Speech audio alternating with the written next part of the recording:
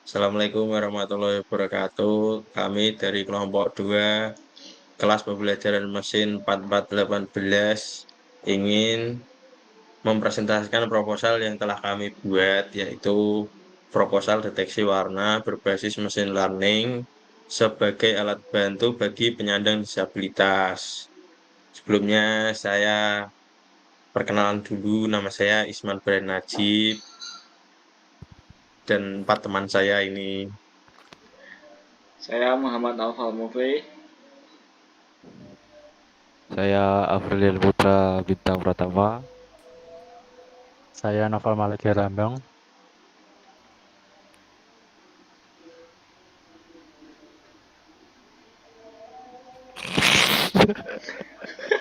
Baik, lanjut ke slide selanjutnya, yaitu judul.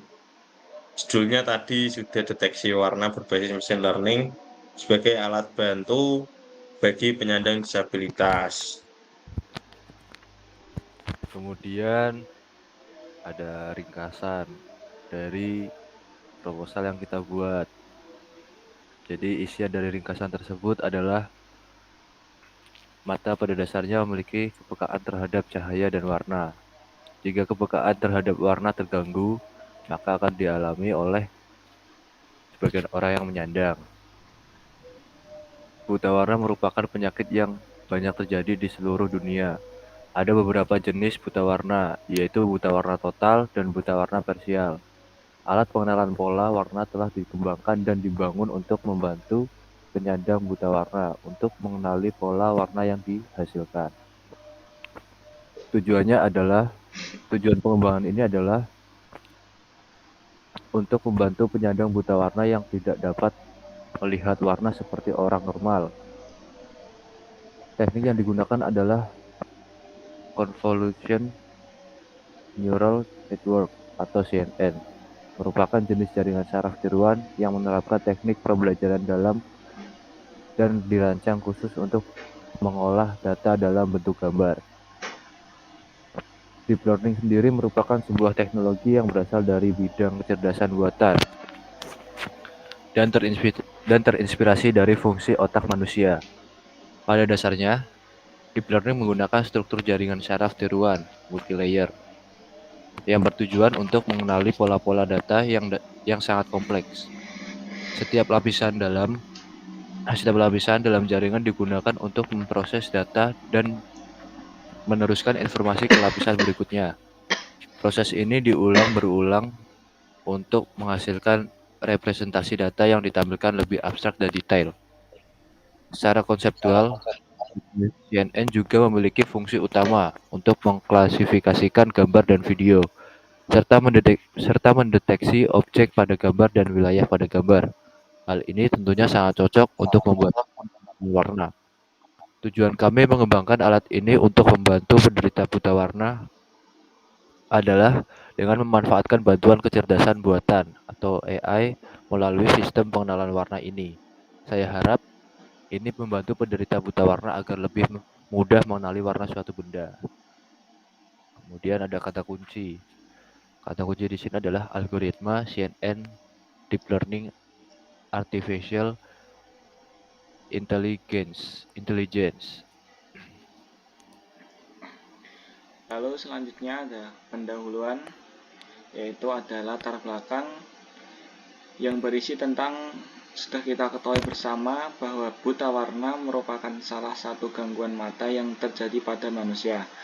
Penderita buta warna sendiri mengalami kesulitan dalam membedakan warna dalam kehidupan sehari-hari, yaitu presentasenya 99% penderita buta warna tidak bisa membedakan antara warna hijau dan merah.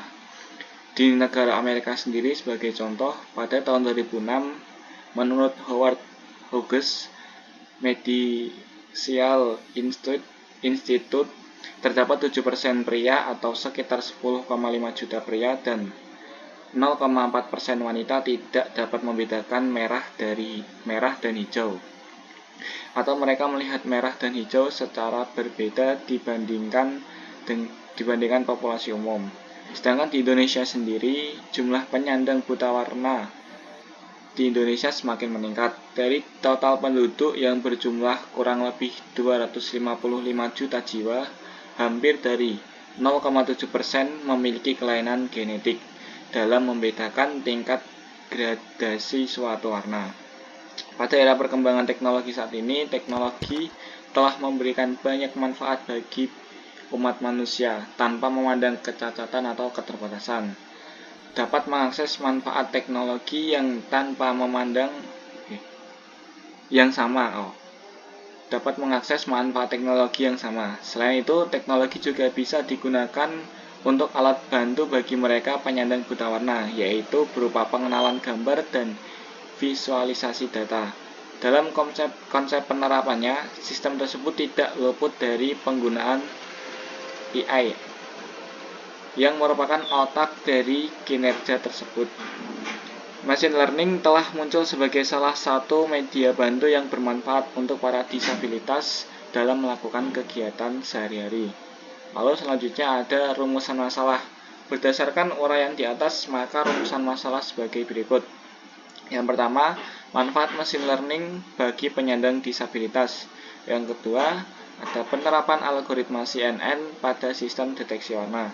Lalu selanjutnya ada tujuan, yaitu pada situasi saat ini tentunya bukan hal yang tidak mungkin bagi penderita buta warna untuk beraktivitas layaknya orang-orang pada umumnya dengan menggunakan alat bantu pendeteksi warna yang berbasis machine learning. Berdasarkan kasus tersebut, maka dalam proposal ini kami mencoba merancang sebuah sistem dengan cara kerja menggunakan bantuan kamera deteksi yang bekerja untuk mendeteksi warna dari setiap objek yang diinputkan. Lalu dari situ sistem ini mengeluarkan outputan berupa nama warna tersebut. Lalu kemudian juga yang bertujuan untuk memudahkan penyandang buta warna dalam membedakan warna pada suatu objek. Lalu selanjutnya ada batasan masalah. Yaitu batasan masalah dari proposal ini yaitu meliputi yang pertama, pada sistem ini hanya mendeteksi jenis warna-warna seperti warna merah, putih, hijau, biru, orange, hitam, dan kuning. Di luar warna tersebut maka tidak terdeteksi. Yang kedua, sementara sistem ini hanya bisa diuji pada laptop dan komputer. Lalu yang ketiga, sistem pada pengujian ini hanya berupa teks jenis warna yang ditampilkan pada layar monitor. Yang keempat, sistem ini hanya bisa diujikan pada tempat cahaya yang terang dan kamera pada laptop atau komputer harus beresolusi tinggi. Yang kelima, pengujian sistem ini hanya dapat melakukan jarak maksimal 30 cm. Selanjutnya metode yang digunakan yang pertama ada CNN, salah satu jenis jaringan saraf tiruan yang menerapkan teknologi deep learning dan dirancang khusus untuk mengolah data berupa gambar. Deep learning sendiri merupakan teknologi yang berasal dari cabang ilmu kecerdasan buatan yang terinspirasi oleh kerja otak manusia. Pada dasarnya, deep learning menggunakan struktur jaringan saraf tiruan berlapis-lapis yang bertujuan mengenali pola yang sangat kompleks dalam suatu data.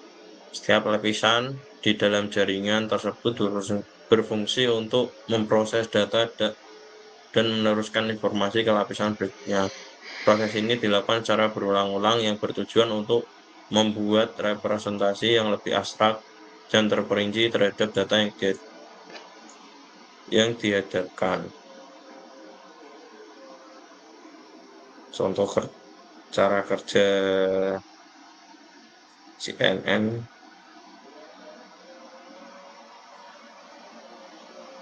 sebagai berikut. Dari gambar dua bisa diartikan bahwa proses kerja deep learning mencakup dalam tiga hal, yaitu input, feature extraction, classification, output. Hal ini yang membuat deep learning merupakan salah satu algoritma yang sering digunakan.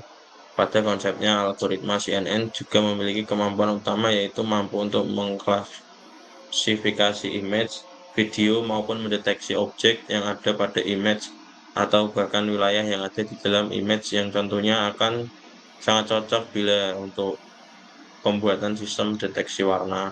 CNN terdiri dari layar yang mempunyai susunan neuron 3D yaitu lebar, tinggi, dan kedalaman yang mana susunan lebar dan tinggi merupakan ukuran layar dan kedalaman merupakan jumlah layar. Algoritma CNN selanjutnya terdapat arsitektur dari CNN yang terbelah menjadi tiga yaitu feature extraction layer, pooling layer, fully connected layer.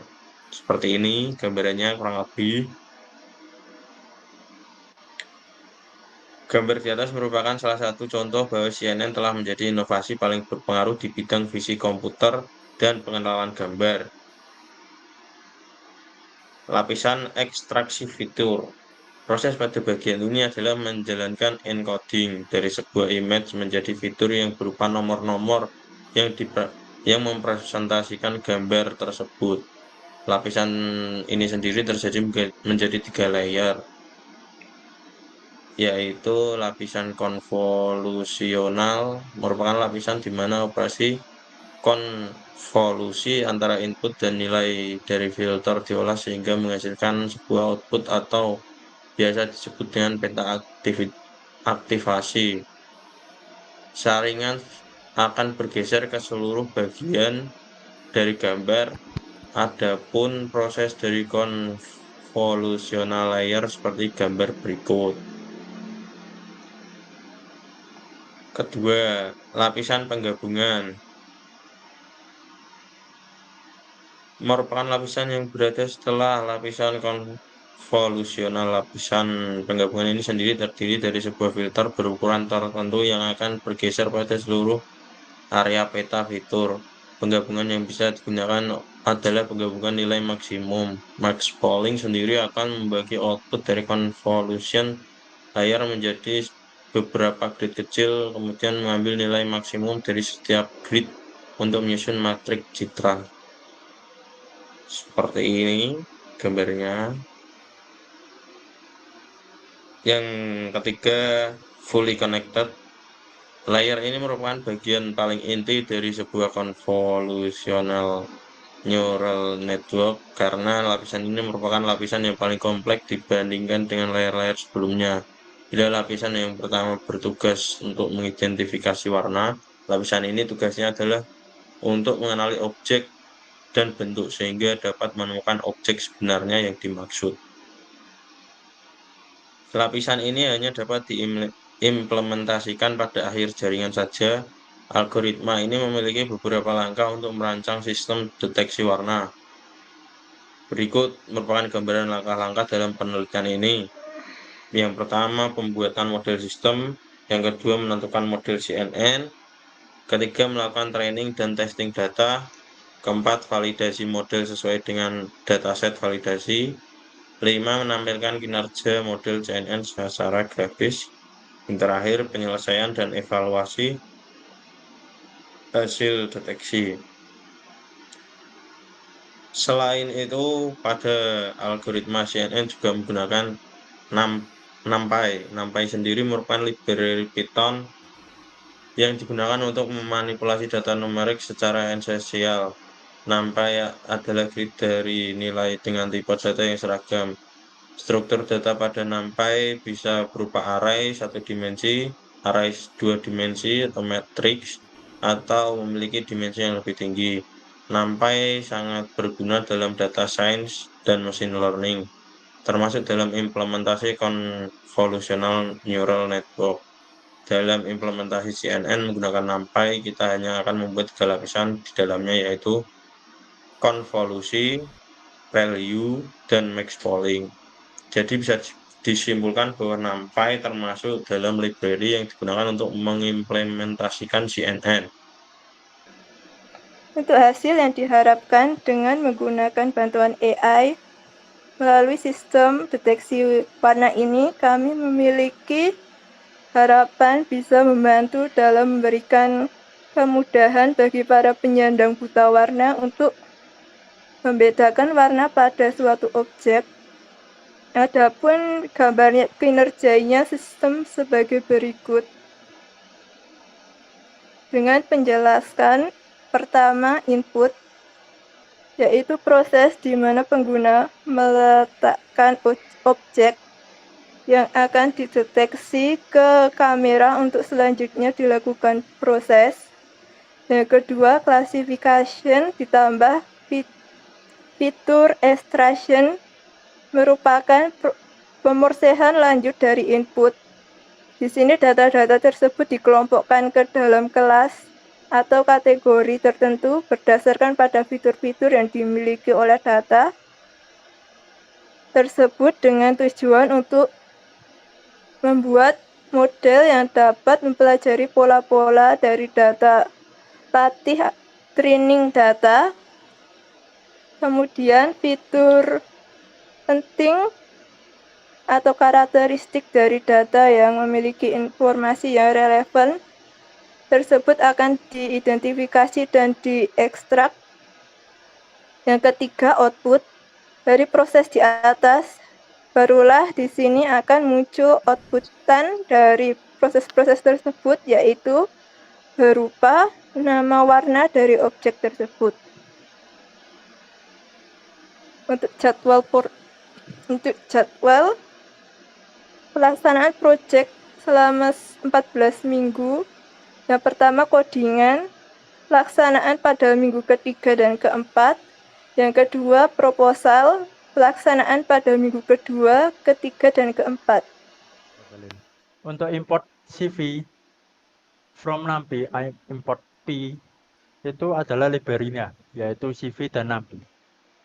Dan kamera sama dengan CV itu titik video capture 0 adalah baris ini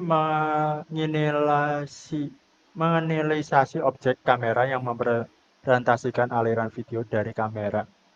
Argumen 0 menunjukkan bahwa kita menggunakan kamera default yang terhubung ke komputer. Jika terdapat lebih dari suatu kamera terhubung, bisa menggunakan angka lain untuk menentukan kamera mana yang ingin digunakan. Dan kamera titik set CV2 cap prop frame width 1280 itu adalah untuk mengatur lebar frame yang akan diambil dari kamera menjadi 1280 pixel. Dan selanjutnya kamera titik set CV2 cap prop frame height 1080 itu juga untuk mengatur tinggi frame yang akan diambil dari kamera menjadi 1080 pixel. Dan selanjutnya while true itu selanjutnya itu frame sama dengan kamera dot read. Itu adalah mengambil frame terbaru dari objek kamera dan menyimpannya dalam variabel frame. Fungsi read itu sebenarnya untuk mengembalikan dua nilai, di mana yang pertama adalah boolean yang menunjukkan apakah pengambilan frame berhasil atau tidak. Biasanya true jika berhasil, dan yang kedua adalah frame itu sendiri. Terus SV frame sama dengan cv2.cvtcolor frame cv2.color pgr to hsv. Itu adalah mengonversi frame yang diambil atau di dalam format BGR menjadi ruang warna HSV atau Hue Saturation Value. Ini memudahkan dalam pengolahan warna karena warna HSV memisahkan informasi warna dari informasi kecerahan. Dan height, weight, sama dengan frame.shape itu didapatkan di dimensi frame yang diambil atau tinggi, lebar, dan jumlah saluran warna dan menyimpannya dalam variabel height dan weight. Terus selanjutnya adalah CX sama dengan INT, weight 2. Menghitung koordinat X dari titik tengah frame dengan membagi lebar frame menjadi 2 dan mengonversi menjadi bilangan bulat.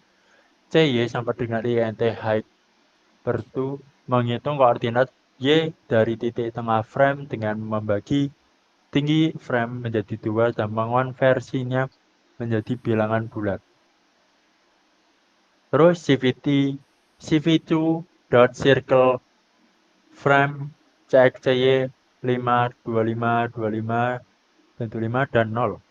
Itu adalah menggambar sebuah lingkaran pada frame yang diambil. Lingkaran ini akan berada di tengah frame dengan koordinat CX dan CY. Memiliki jari-jari sebesar 5 piksel dan berwarna 25, 25, dan 25 dalam format BGR yang mungkin akan terlihat sebagai abu-abu gelap dan ketebalan garis 0 yang berarti lingkaran akan diisi. Terus mengambil nilai dari pixel center sama dengan HSV frame CYCX, Hu sama dengan pixel center 0, saturation sama dengan pixel center 1, value sama dengan pixel center 2. Itu adalah bertujuan untuk mengambil nilai dari pixel di titik tengah frame dalam ruang warna HSV. Ini berguna untuk mengetahui nilai Hu, saturation atau saturasi, dan value atau nilai dari warna yang ada di tengah frame. Dengan demikian, informasi warna tersebut dapat digunakan untuk mengklasifikasikan warna yang terdeteksi oleh program berdasarkan nilai HSV tersebut. Color itu tidak terdeteksi karena if Hu-nya 0 dan 0, yaitu nanti akan dijadikan abu-abu. Terus ini angka Hu 15 itu berarti di bawah 15. Mencari angka 15, 25, 75, 95, 105, 125, dan 180 itu dari hasil codingannya yang sebagai berikut.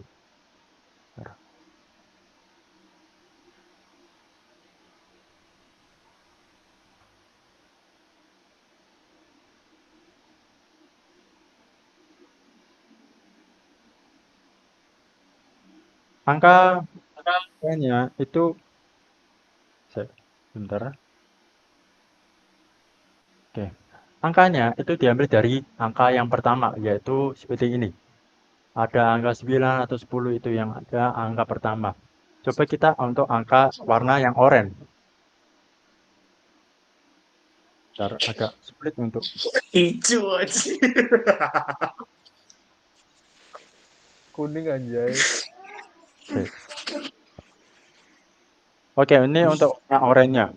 Terlihat di warna oranye itu tersebut angkanya itu di bawah 15.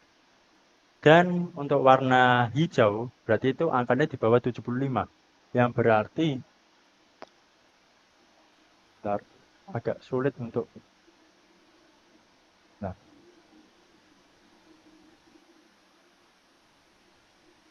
Nah, itu warna hijau. Berarti di angka hijau itu berarti untuk di bawah angka 75. Dan sedangkan untuk warna biru itu di bawah 125. Contoh. Nah, itu angkanya yang pertama itu di bawah 125. Jadi angka ini itu menunjukkan angka yang nanti akan dicari warnanya tersebut. Seperti warna biru berarti di bawah 125. Oke.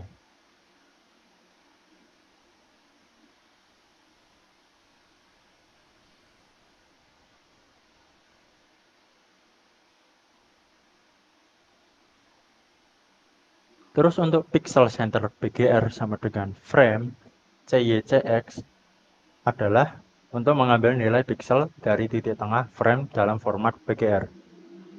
BGR itu B sama dengan INT pixel center BGR 0 dan G sama dengan INT pixel center BGR 0 dan R sama dengan INT pixel center BGR 0.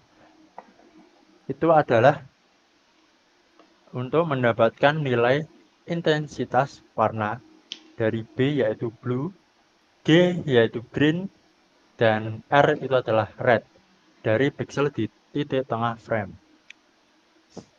Terus untuk print pixel center itu adalah mencetak nilai PSV dari pixel di titik tengah frame, atau informasi ini mungkin untuk debugging atau informasi tambahan. Terus untuk CV2 dot put text frame color CX min 150 CY kurang 150 0,1.8 BGR 9 itu adalah untuk menambahkan teks warna yang terdeteksi di atas lingkaran pada frame. Teks ini diberikan warna yang sesuai dengan nilai intensitas warna BGR yang sudah diambil sebelumnya. Dan CV2.IMSOW atau program pengenalan warna frame itu bertujuan untuk menampilkan frame yang telah dimodifikasi dengan teks warna yang terdeteksi. Untuk key sama dengan CV2.WaitKey 1 itu adalah untuk menunggu untuk menekan tombol keyboard selama 1 milidetik. Jika tombol yang ditekan adalah tombol escape atau kode 27, maka program akan keluar dari loop. Kamera release itu adalah untuk melepaskan sumber daya kamera setelah program selesai berjalan. CV2.destroy all windows itu adalah untuk menutup semua jendela tampilan setelah program selesai berjalan. Jadi tujuan dari codingan tersebut adalah untuk menampilkan informasi warna yang terdeteksi di titik tengah frame pada layar dalam format teks dengan menambahkan teks tersebut di atas lingkaran yang telah digambar sebelumnya. Mungkin cukup sekian.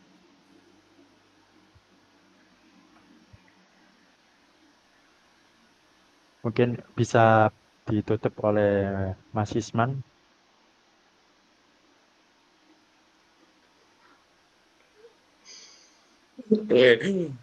Sekian dari kelompok 2, penjelasan-penjelasan proposal dan coding telah kami sampaikan. Semoga mendapat nilai yang baik. Amin. Wassalamualaikum warahmatullahi wabarakatuh.